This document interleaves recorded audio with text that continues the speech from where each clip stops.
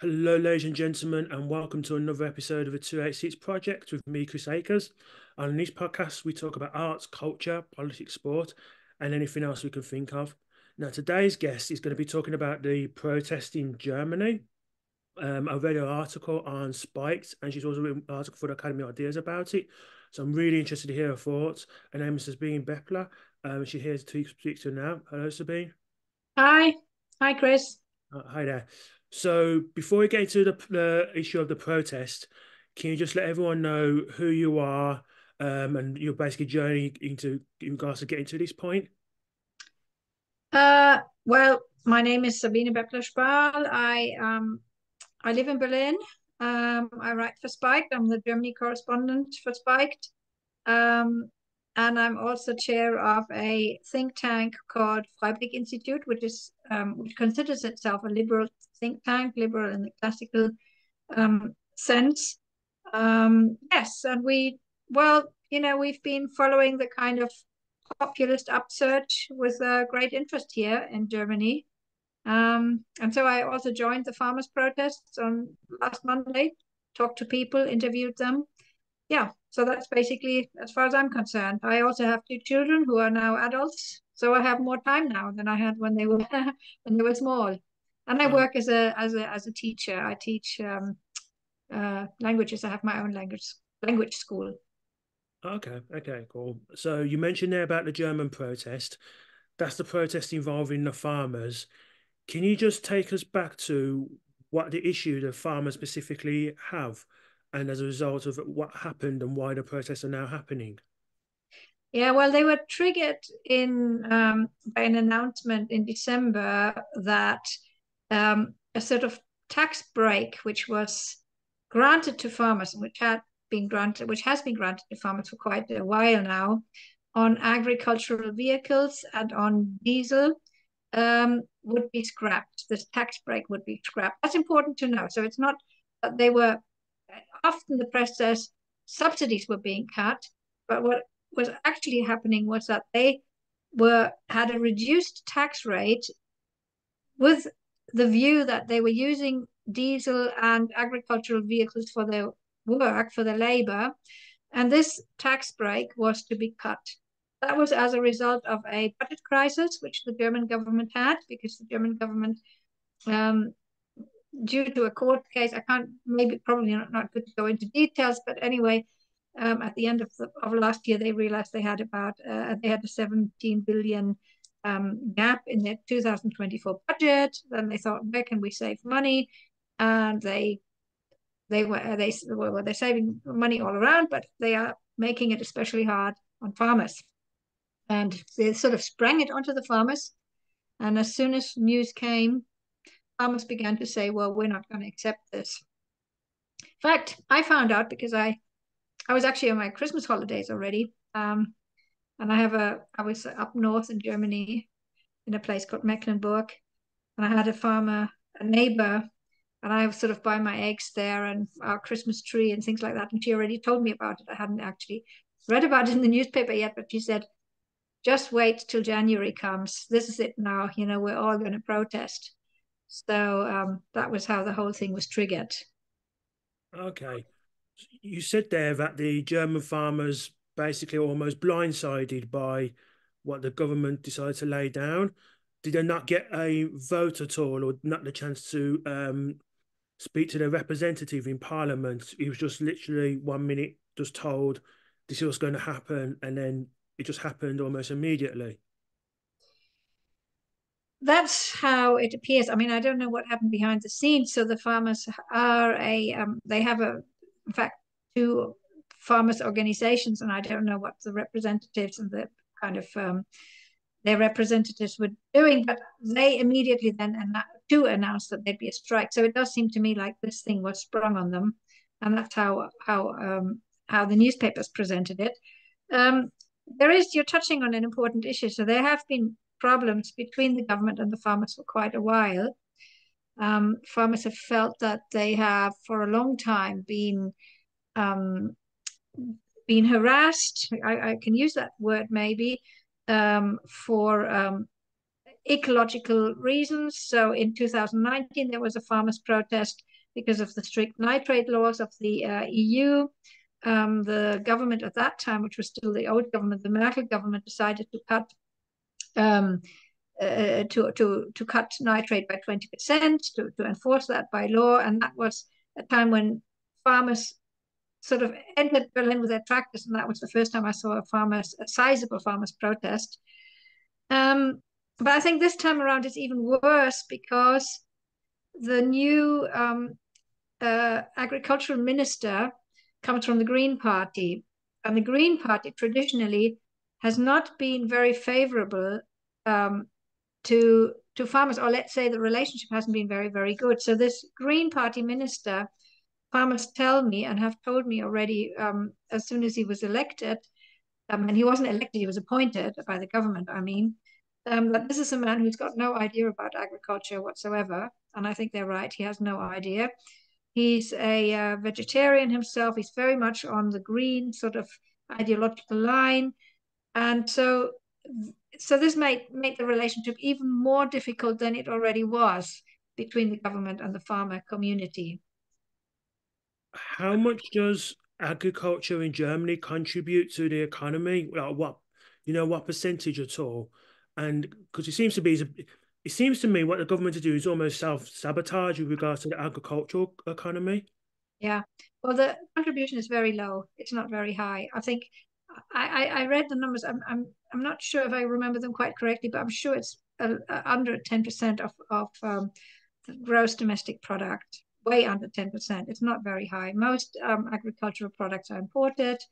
Agriculture is not a big thing, and this is one reason why they thought they could sort of, you know, impose these cuts on the farmers. I think they were silly to do it because even though um, farmers are a minority and are only a very small group, they do have a lobby.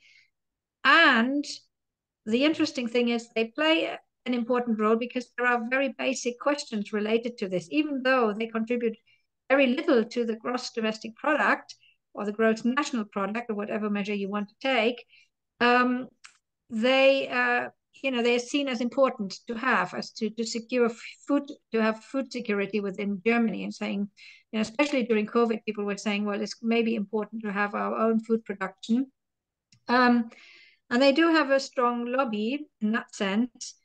And the thing that really got the government this time was the amount of popular support farmers received. So they thought, so traditionally it was the case because there are only few farmers, they live in the countryside, politics is made more in the city and the urban centers. Farmers had this image amongst an urban population, I know it because I live in Berlin, of always complaining, getting a lot of subsidies. That's what people often said. They get so many subsidies. They shouldn't be complaining. But this time around, it was quite different. So this time around, a lot of normal people, even the urban population here in Berlin, were very much in support of the farmers. And there were surveys in my newspaper saying 65% of the Berlin population are siding with the farmers in this. And when they went through Berlin streets with their tractors, I saw countless people waving to them, showing the thumbs up sign. So this was quite a new thing. So they themselves are a small group, but they do have an impact in society because of the role they play. You talked about the popularity, having the support of the people. Has that, in regards to, has there been any local elections since it has happened? And has it had an impact? And if so, has it had an impact on any local elections that have occurred? No, we haven't had any local elections because this has become, this has only just started in December. But there are elections coming up this year. I mean, first of all, of course, the EU election, which will be in June, which we held in June, and the government is quite worried that there'll be a bit of just a bit is an understatement, and a populist kind of turn to that election. And they're, of course, very, very worried about two quite important local elections, which will take place in September, in early autumn, in three elections, sorry, in three provinces, which were formerly in the east of Germany. And in all three, the right populist AfD is leading the polls. So the farmers' protest came at a very bad time for the government. The government is very, very worried about the situation. They've lost a lot of support. The latest polls in December showed that only 17% of Germans questioned said they thought the government was doing a good job. The right populist AfD has overtaken all of the coalition parties. So no party could take it up with the AfD. So they're very, very nervous. So this farmers' protest came for the government at a very, very bad time, which is why they panicked slightly. As when they realized they were going to be big protests, they quickly tried to stop them. They tried to make compromises. So they offered to take one tax, which is the tax on agricultural vehicles, not on diesel, but on agricultural vehicles. They took that back. They said, we're not going to impose that tax rise, and we're going to, the diesel tax will be spread over 2 years. That was the kind of compromise they offered. But the farmers were already so geared up for their fight that they said, well, we're not going to accept that compromise. We're going to protest because we want the diesel tax to be scrapped too. So yes, so it's in the midst of all these kind of tensions we're experiencing in Germany at the moment. That this kind of thing happened. Okay. So these protests have been going on for, I think, like I say, a number of weeks. Obviously, we've had protests in this country, albeit against different for different problems. Has the government tried to restrict the protests at all, seeing as it seems to be growing in number, or they've just let the farmers get on with it? Because there seems to be some restrictions in this country a little bit with regards to who can protest and who can't protest. Is that the same in Germany? No, the protests were all legal, and I don't think that. I mean, they were.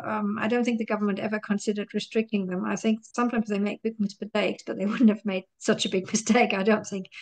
Um, at the moment, the protests have been stopped. So yesterday, I read that the farmers spokesperson of one of the big farmers organizations, lobby organizations, said the protest will continue, but they will be more like needle pins. He said he used that word. I'm saying, we're going to do more local protests. It's very hard for the farmers to organize such a big protest because they need to be on their farms. Spring is coming. They need to care for their animals. So it wasn't easy anyway, but they haven't gotten what they wanted, and they all say they are going to continue, but I think they're probably discussing how to continue. So at the moment, the protests are on a lower ebb. Um, uh, but what has happened is that the government, because it's under so much pressure, has supported another type of demonstration which has taken place in these last days, which is more a pro-government demonstration, which are demonstrations against the far right. They're called demonstrations against the far right, and hundreds and thousands of people apparently have been going out on these demonstrations, and the government has thanked the people for going on these demonstrations. And the link to the farmers' protest is, I think, first a message saying, you see, the farmers might be against us and lots of people might support them. There's also lots of people who still support us. And the second message is the farmers and those who are against us have a problem of right-wing populism. Yeah, so that was what the government often tried to say. These farmers are being undermined by right-wing groups. And that's why, in fact, they're posing a danger, and any decent citizen, any decent Democrat shouldn't support them. And that's the kind of message which is being promoted. A message which I think is I don't think it's going to help the government very much. It's also wrong because the farmers' protests were not undermined, or were not right-wing populist at all. But that's another topic. That seems like a very bizarre tactic to take from the government, because if you're a farmer, I imagine, and then you're being associated with right-wing populism by the government, surely does that make your own position entrenched, in the sense of you didn't like the government for what they were doing anyway, and now they're associated with basically calling you right-wing populist? Isn't that going to make the farmers dig in, so to speak, and actually say, you know what, we're going to continue to protest because you're calling us all these sorts of names? Yeah. or it hasn't made them. You're right, and I think that shows just how distant the government is from normal people. That they find it really very, very hard to address these people. In fact, at the big protest in Berlin, um, none of the agriculture minister didn't speak, didn't address the protest. He did address an earlier protest, and he was kind of booed off stage, and he was very unhappy about it. And um, so not, the chancellor refused to address any of these protests, which he should have done. So people were criticizing him for that. We had a member of the Liberal Party speaking, and he had a very hard time. He's also in the coalition party, but to give him credit, he was the only one who was willing to stand on stage and address the farmers. But people are getting very, very angry. Yes, and I spoke to people about that, saying, "Well, what about the reports of right-wing groups undermining your protest?"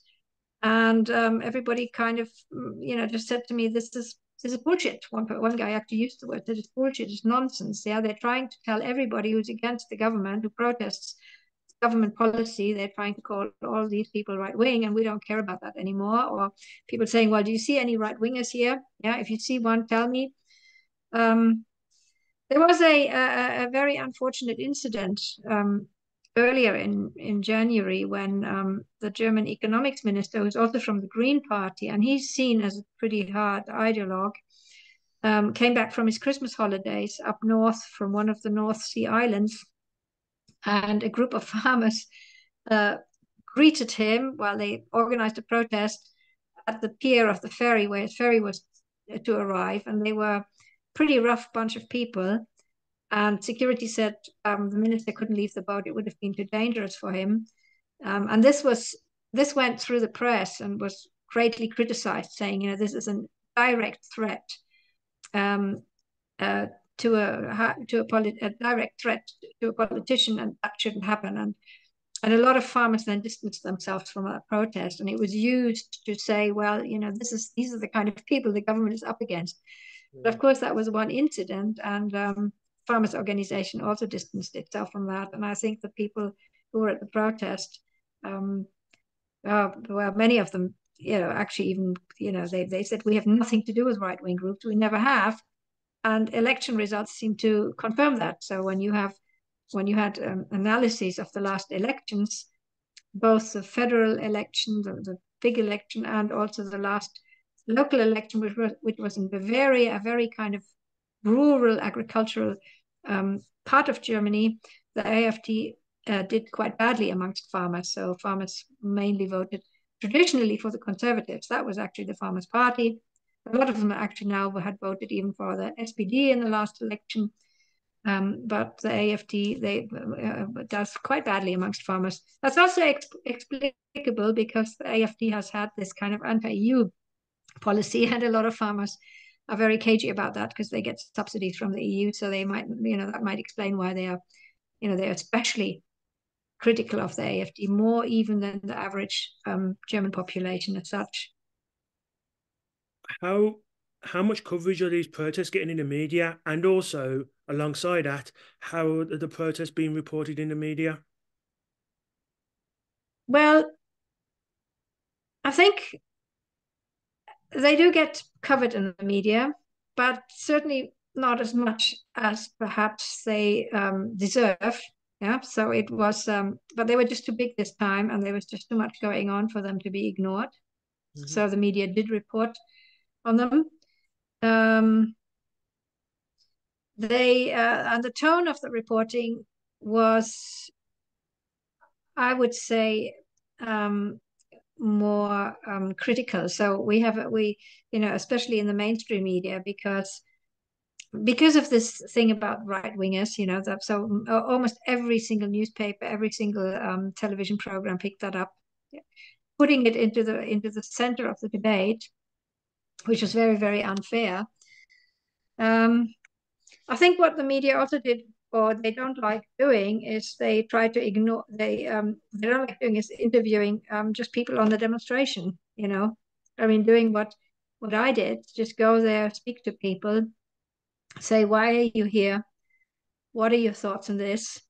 They don't tend to do that. It's more a report about the demonstration, and then they would interview the the representatives of farmer organization representatives, perhaps, but not, just not normal people, because there is this deep sense of distrust, and that comes across very much in the media, I find. So that's kind of I think maybe the local media is a bit different, but the national media definitely is in Germany. Unfortunately, the mainstream media is very, very careful when it comes to criticizing the government, particularly when you have demonstrations like these.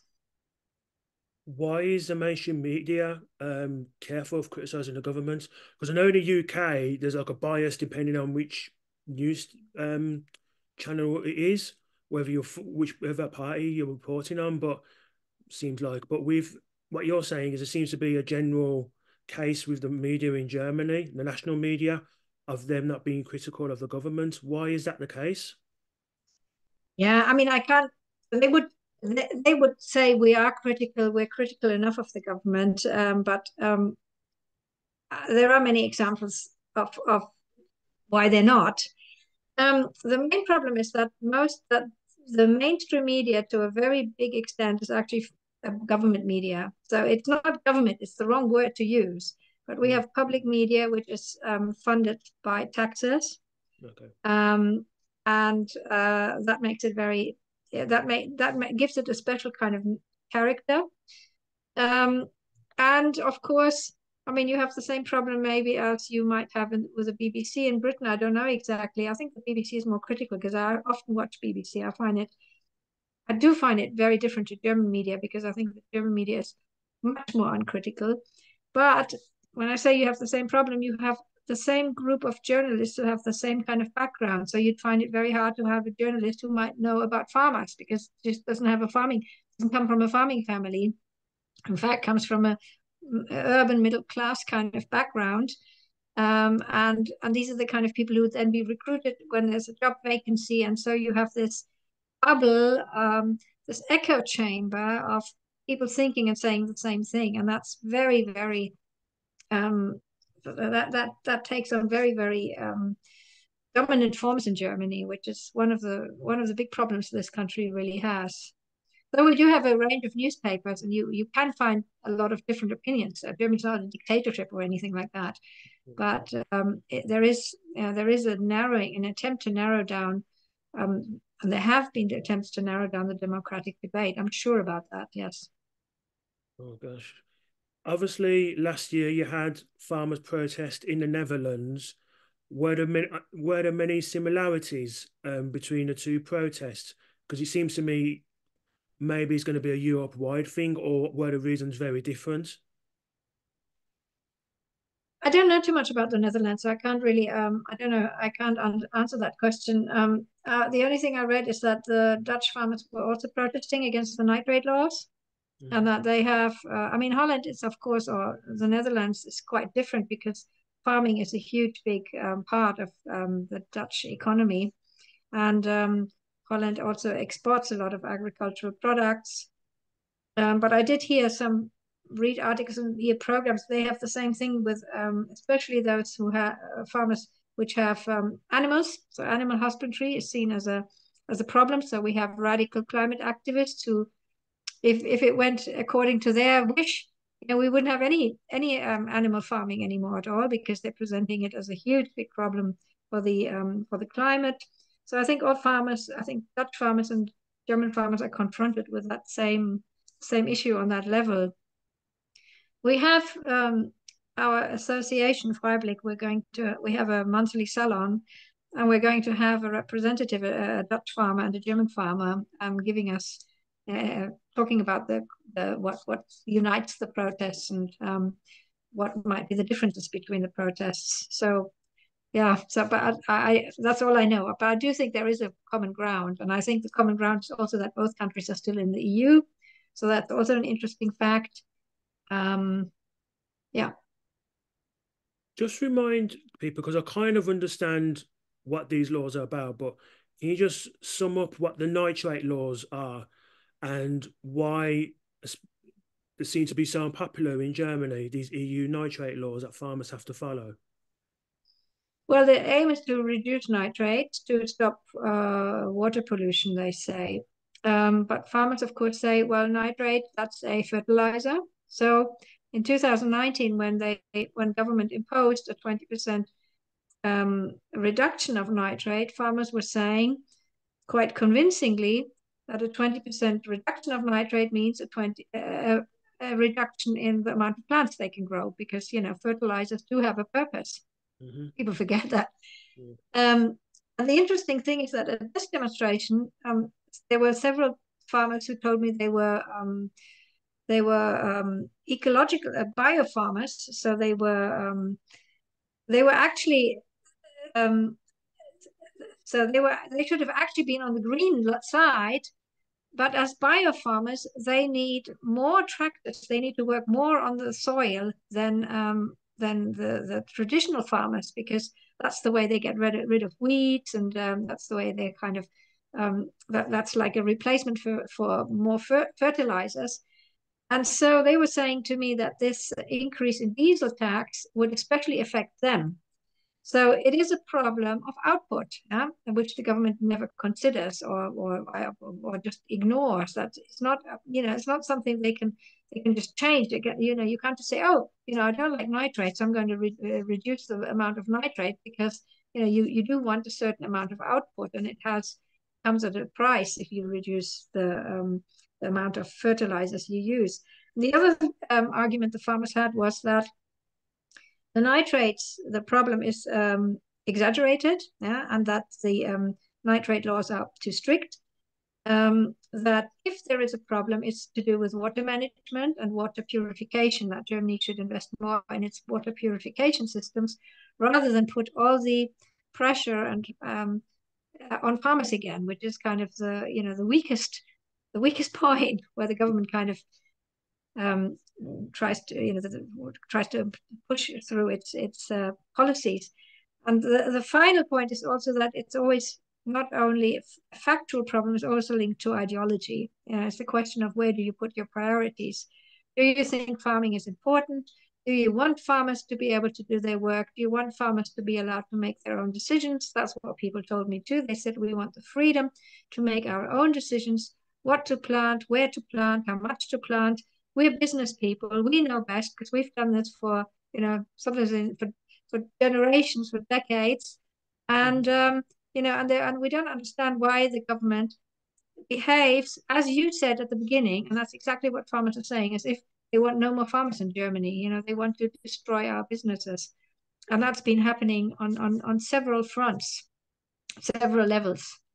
Not just nitrate, other levels too. So a very stupid little discussion is the amount of wolves we have in Germany now. So you have a green policy of supporting wolves, and you speak to sheep farmers. I spoke to one, and it's horrendous. I mean, they lose their sheep, they can't protect their sheep, they don't get compensation for it. It's a purely ideological debate. So all these kind of issues have accumulated, and it seems like an attack against the farmers, an attack by politics against the farmers.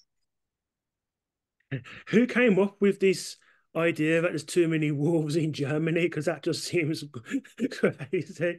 That just seems mad. There are. So I live here in Berlin, and if you in Brandenburg has the highest rate of wolves per square meters, I heard, in the world. And wolves are strictly protected, but they're talking about that now. That's all, it's only a small little debate, but it's part of this whole. Some farmers mentioned it too when I spoke to them, and I know it's true, because thousands of sheep do get killed by wolves, and farmers are not allowed to shoot them. They're not allowed to chase them away. They're not even allowed to, and so they're saying, well, this is our property. We can't protect our property anymore. The farmer I spoke to, I mentioned at the beginning, in our holiday, they have cows, and they're also very worried, because wolves are known to attack cows too. And so they're saying, well, for now, nothing has happened on our meadows, but we are very, very worried about this thing. These are just wild animals, and it's an ideological debate. It just shows how the situation. You have one side, a kind of urban, green, middle class who thinks wolves are more important than the sheep and the cows the farmers have. So it's just an example of the way the debate's been going. Crazy, crazy. Has this had an impact? I know it's not long started end of last year, but has this had an impact on the supermarkets in terms of food on the shelves and possibly the price of food? I don't think so, not yet. We were told in the newspaper it might because hauliers were also striking. But I didn't notice anything. I think the supermarkets were still being stocked and being receiving food. Yeah. With some protests and some movements, there seems to be prominent figures that sometimes stand out and are really good at communicating the points that that movement wants to make. Has that happened with the farmers? Have there been any prominent members that have stood up and actually almost represented the farmers on a national scale? Um, the only person that I can think of now, which might fit that description, is a guy called Aiwanger, who's in Bavaria, and he's the head of a kind of populist party called the Free Voters. And Mhm. he comes from a farming family, and he's kind of um, taken a bit of a lead. And he was also his party also gained massively in popularity amongst farmers. So I mentioned the election in Bavaria last year. Most farmers still voted for the governing CSU, but a lot of farmers, the second biggest party were the Free Voters, who are now in coalition with the CSU. So they are actually very, very successful, and they're drawing their support from the farmers. And this guy Aiwanger, he's a very kind of charismatic character, and he's been able to point to the problems. And he says things like there is a war going on against the farmers. Government is trying to destroy the kind of conservative grassroots structures. So he kind of, he puts it into a bigger political context, and he's been very, very clever at doing that. And I think his party for now is mainly successful in Bavaria because of him. He's in Bavaria, but this might be something we will hear of more in the next weeks and months, I think. Yeah. Have and again, I realise this only started at the end of last year, but have any of the really small farms actually talked about how much they're struggling and how they're actually struggling to keep afloat, even though it's only something that's happened for a few weeks? Yeah, they do talk about it, but again, um, they talk about it, but people don't hear it. So you need to go to the farmers and ask them. So it's like, my neighbor, the person I spoke to during my holidays. So they are a smaller farm. And she told me they wouldn't join the protest. They supported the protest, but they just couldn't join the protest because they don't have the resources. They couldn't, just leave their farm for 2, 3 days because that's sometimes what it took to go and take your tractor down to Berlin. And they also mentioned very interestingly that one of the biggest complaints of farmers is that bureaucracy. It's not just the factual laws like reducing nitrate, but it's also the immense bureaucracy which goes along with farming these days because of these ecological rules. So they need to send papers every week as how much animal feed they have, how much crap each cow produces. I'm exaggerating a bit now, but it is like they're filling in paper and paper and paper. And she says, and it's confirmed by the figures, that only really big farms can really do that comfortably because they can hire staff just to do that, but they can't. So she told me this funny story of how she complained to the local authorities saying, well, how many more statistics are we supposed to fill in? We've got lots of work. And it's true, they work really morning to late. I always see them working. And then this guy says to them, well, if you don't have time during the week, why don't you just do it at the weekend? And she's like, first of all, does he think we don't work at the weekend? And secondly, this is a man who goes off on his weekend at 1 o'clock on Fridays. So yeah, so you do hear from them, but you need to go out of your way to speak to farmers, and that happens far too little, I think. you talked earlier about the politicians and how there's no one in government who's like a farmer and doesn't understand them. And then you talked about the media as well, in terms of where the journalists, where they study, where they come from, like more or less middle class. Is the farmer protest a symptom of like a malaise in Germany, i.e., of governmental figures and journalistic figures not understanding what the working class or people like farmers basically get up to?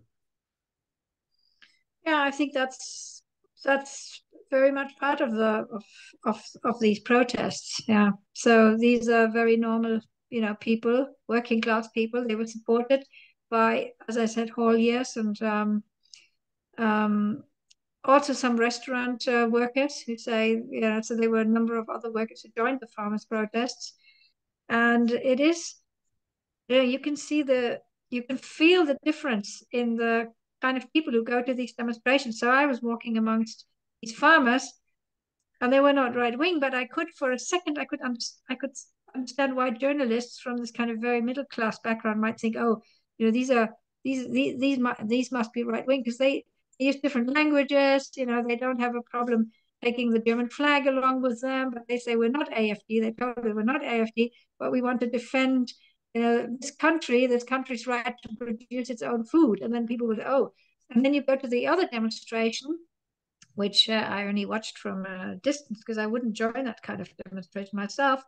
But the kind of demonstrations against the far right, which were very much praised by the government, and which would, in fact, the chancellor joined that demonstration, and you get a completely different feel of the kind of people. So there is, it's a class issue. You're right, and people are saying, and that was one of the main messages farmers were using, is saying, we're going to be loud because we want to finally be heard.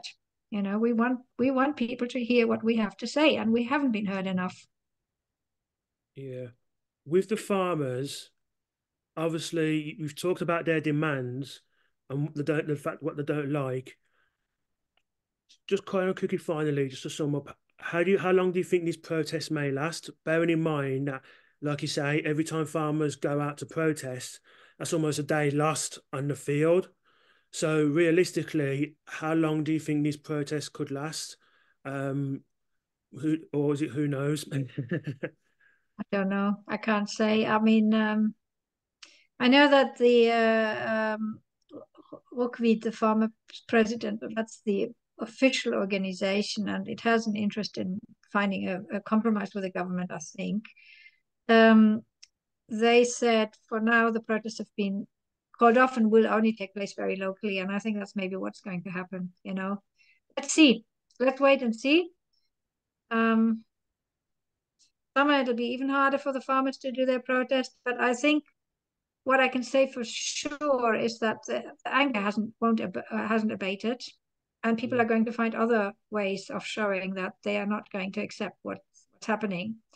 So they're going to show it in the elections. They're going to maybe show it in the European election, um, and I'm sure there will be protests. I'm sure. Yeah, I'm sure there will be local protests. Farmers will continue because they haven't gotten what they demanded. The government said they're going to reduce some of the bureaucracy, still not clear how. So maybe people are also waiting to see what the government will offer them now. But it seems pretty clear that it's not going to be something the farmers will accept. So I think there will be more protests. Might also happen that new farmers' organizations will be founded, yeah, which might become then indeed more radical in saying, this is not good enough what we've achieved till now. We need more. We need a different kind of farmers' lobby. That might also happen. And it's Okay. already happening. So you have different organizations being founded to represent the farmers. Okay. So you say that there may be a case of that the farmers' unions might actually, at the end of this, become more powerful than they are now. Yeah, they might. So the official farmers' organization might, which is which is more liberal, let's say. So the interesting thing is that the official farmers, the biggest farmers lobby, it's like a union.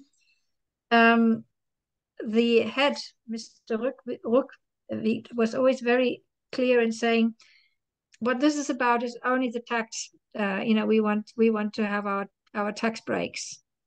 But the farmers on the ground at the demonstration were saying quite different things. So they were saying, what we want is a new government. We're angry about many more things. So if the the the biggest representative of the farmers doesn't pick that mood up, there'll be other organizations which will be founded, and there are already smaller farmer unions which are being founded, but they might then take the lead in the kind of leading people to the streets or having more support from the grassroots farmers, so they might grow as time goes by.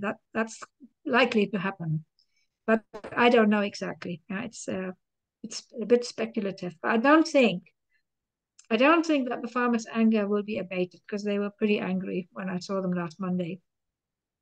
Yeah, indeed. It's been an absolute pleasure talking to you. Obviously, I'd read your articles on the subject, but I wanted to get more detail in regards to why it was happening, because obviously I remember the farmers' protest in the Netherlands as well. So it's really interesting what's happening in Germany at the moment. And thank you very much for coming onto the podcast and talking about it. Well, thanks for inviting me, Chris. And yes, it's lovely talking to you. Good luck with your podcast. Thank you very much.